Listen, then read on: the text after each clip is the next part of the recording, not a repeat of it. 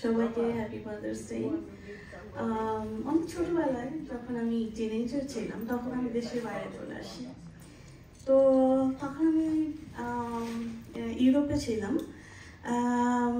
মাকে ছেড়ে চলে আসা, তারপরে একা একা জীবনযাপন করা খুব টাফ ছিল। জানতাম না মাকে এত বেশি মিস করব, এবং দেখা যেত যে কলেজ থেকে এসে বা স্কুল থেকে এসে জিনিসপত্র ছিঁড়ে ছুঁড়ে মানে এদিকে এদিকে ঢিল মেরে ফেলে দিতাম। গোসল করে সমস্ত মানে নিজের গায়ে কাপড় চোপড় সব রেখে আসতাম।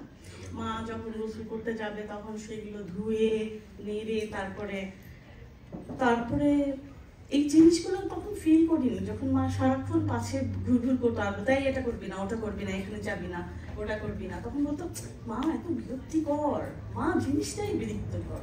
যখন চলে আসলাম ও মাই গড, তখন আমি বলতাম মা কি করতো, নিজের লন্ড্রি করা, নিজে পড়াশোনা করা, তারপরে নিজে রাত্রেবেলা পড়তে পড়তে হয়তো ইউনিভার্সিটি দিয়েতে ওই টেবিলেই ঘুমিয়ে গিয়েছি, কেউ এসে বলে না বা মা এক গ্লাস দুধ গরম করে মিষ্টি খা। এটা খুব ফিল করেছি আমি। তারপর থেকে চিন্তা যে মা এতটাই যে প্রয়োজনীয়, মানে রক্তের সাথে মিশে আছে না, প্রতিটা মুহূর্ত মাকে এত বেশি মানে ফিল করতাম। তো এখন বুঝি যে মা জিনিসটা কি। তো যাই হোক, যাদের মা সাথে আছে অনেক ব্লেসড তারা। এবং আমি প্রায় 25 ইয়ার্স দেশের বাইরে, এর মধ্যে মাত্র 2 থেকে 3 বার ইয়ে হয়েছে মাকে যে দেখে আসা। তো আমরা যারা ব্লকে আছি তাদেরকে বলবো যে মা যতদিন বেঁচে আছে ততদিন চেষ্টা করো যতটা সময় মাকে দেওয়া যায়, কারণ চলে গেলে আর কেউ সেটা বলবে না বা সেটা ফিল করা যায়। তো বাবা চলে যাওয়ার পর যতটা না মানে বুঝতে পেরেছি, হ্যাঁ ফাইন্যান্সিয়ালি ভাবে বাবা অনেক সাপোর্ট করেন, of course this is very important to for our life, but মা যে কিভাবে মিশে থাকে সেটা মানে ফিল করেছি দেশের বাইরে আসার পর। তো এখন সবাই মার কথা বলছে, আমি গতকালকে মার সাথে 1 ঘন্টার মতো কথা বলেছি। তো সেও প্রতি মুহূর্তে ফিল করছে যে হ্যাঁ আমার মনে হয় আমার শরীরের একটা অঙ্গ নেই, সেভাবে সে আমাকে বিশ্লেষণ করছিল যে তোমরা 4 ভাই বোন, তার মধ্যে তুমি বাইরে থাকো।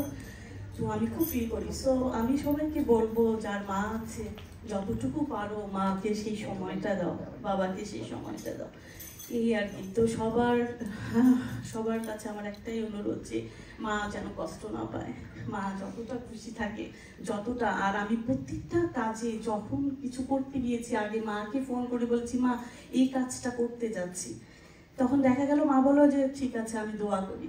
ওই যে দোয়াটা, ওটাতে আমি যেখানে হাত দিব সফল সফল সফল। তো আমি কখনো কোনো জায়গা থেকে ফিরে আসি না। এটা আমি মনে করি যে এটা আমার বাবা মার একটা ব্লেজ আমার উপর।